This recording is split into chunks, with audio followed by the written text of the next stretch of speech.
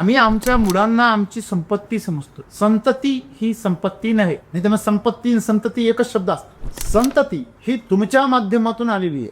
हा परमेश्वराचा आणि प्रकृतीचा काय आहे? प्रसाद आहे. मुलं ही देवाघरची कोण आहे?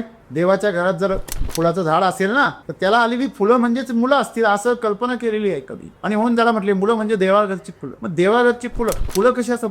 नेहमी आकर्षित करणारी असतात, टवटवीत असतात. तर मुलं ही टवटवीतच असतात.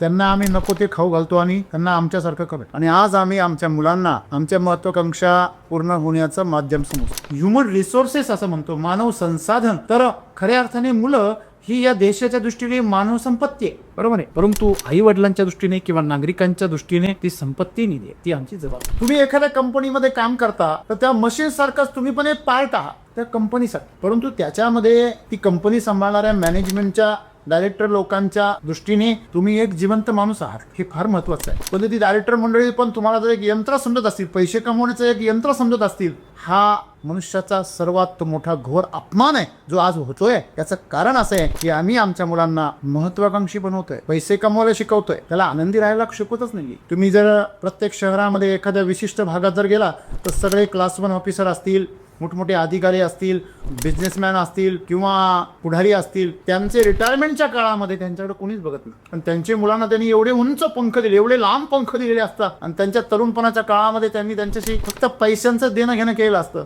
भावनिक देणं घेणंच नसतं. महत्वाकांक्षा पुरी करण्यासाठी त्यांना शिकवलेलं असतं. त्याच्यामुळे ती मुलं सगळी आपल्या पंखाच्या मोतीची दूर दूर यात्रा करतात आणि ते आपल्या मूळ स्रोताला विसरून जातात.